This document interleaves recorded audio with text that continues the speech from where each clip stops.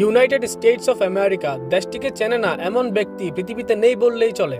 আপনি জানলে আশ্চর্য হবেন যে একসময় এই দেশটিকে পৃথিবীর কেউই চিনত না। শুধু এটাই নয়, আমেরিকা নামে কোনো দেশ পৃথিবীর মানচিত্রেই ছিল না।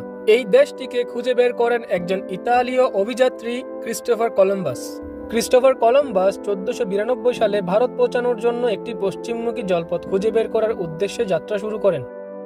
সে সময়ে ইউরোপে মনে করা হতো এশিয়া, বিশেষত ভারত এবং চীন, সমৃদ্ধ এবং মূল্যবান জিনিসপত্রের জন্য গুরুত্বপূর্ণ। কলম্বাসের উদ্দেশ্য ছিল পশ্চিমমুখী পথে এশিয়া পৌঁছানো, যাতে একটি নতুন বাণিজ্য পথ তৈরি করা যায়। কলম্বাসের ধারণা ছিল যে যদি তিনি পশ্চিমে যাত্রা করেন তবে তিনি অল্প দূরত্বে এশিয়া পৌঁছাতে পারবেন।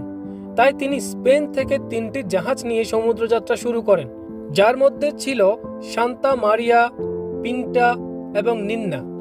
1492 সালের 12 অক্টোবর কলম্বাস কিউবা এবং হিস্পানিওলা, বর্তমানে হাইতি ও ডমিনিকান রিপাবলিক দ্বীপে পৌঁছান। তবে তিনি জানতেন না যে তিনি আমেরিকা মহাদেশে পৌঁছেছেন। কলম্বাস দৃঢ় বিশ্বাসী ছিল যে তিনি ভারত বা এশিয়ার অংশে পৌঁছেছেন, তাই তিনি স্থানীয় জনগণকে ইন্ডিয়ান বা ভারতীয় বলেছিলেন।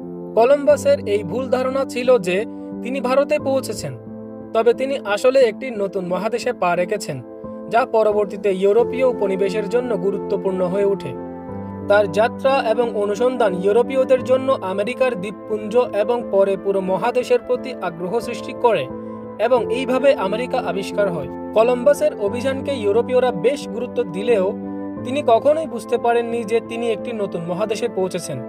তবে এই নতুন ভূমির প্রতি আগ্রহ এবং অনুসন্ধান চালিয়ে যান অন্যান্য অভিযাত্রী। আমেরিকার নামটি আসে আমেরিগো ভেসপুচি নামক একজন ইতালীয় অভিযাত্রীর কাছ থেকে।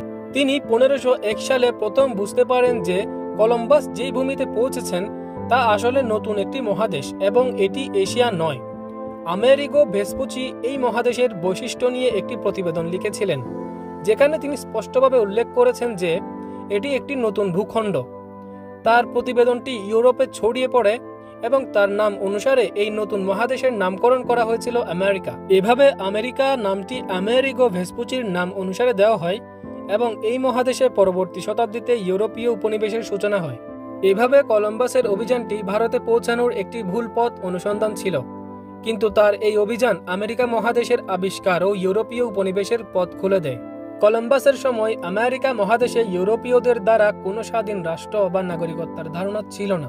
ইউরোপীয় উপনিবেশীরা যে অঞ্চলে বসতি স্থাপন করেছিল সেখানে তারা নতুন সমাজ ও শাসন ব্যবস্থা প্রতিষ্ঠা করে, কিন্তু তখনকার নাগরিকত্ব ছিল বেশ সীমিত এবং শুধুমাত্র উপনিবেশের শাসক বা বসবাসকারী ইউরোপীয় নাগরিকদের জন্যই ছিল। যেহেতু কলম্বাসের সময় আমেরিকার কোনো নির্দিষ্ট রাষ্ট্র বা শাসন ব্যবস্থা ছিল না, সেক্ষেত্রে আমেরিকা একটি স্বাধীন জাতি হিসেবে গড়ে ওঠে অনেক পরে। যুক্তরাষ্ট্রের প্রথম রাষ্ট্রপতি ছিলেন জর্জ ওয়াশিংটন, যিনি 1789 সালে প্রথম রাষ্ট্রপতি হিসেবে শপথ নেন। গণতান্ত্রিক ব্যবস্থা প্রতিষ্ঠিত হওয়ার পর নাগরিকত্ব লাভের জন্য সাধারণত পৌরাণিক কাগজপত্র, অভিবাসন প্রক্রিয়া এবং শপথ গ্রহণ প্রয়োজন ছিল। তবে কলম্বাসের সময় আমেরিকা একটি স্বাধীন দেশ ছিল না, তাই নাগরিকত্বের কোনো প্রক্রিয়া ছিল না। সময়ের সাথে সাথে উন্নত হতে থাকে এই দেশ এবং বর্তমানে আমেরিকা একটি শক্তিশালী দেশ হিসেবে পরিচিত। তো বন্ধুরা, ভিডিওটি কেমন লাগলো কমেন্ট করে জানাবেন। যদি ভালো লাগে একটি লাইক করে দিবেন এবং বন্ধুদের সাথে শেয়ার করে দিবেন। ধন্যবাদ।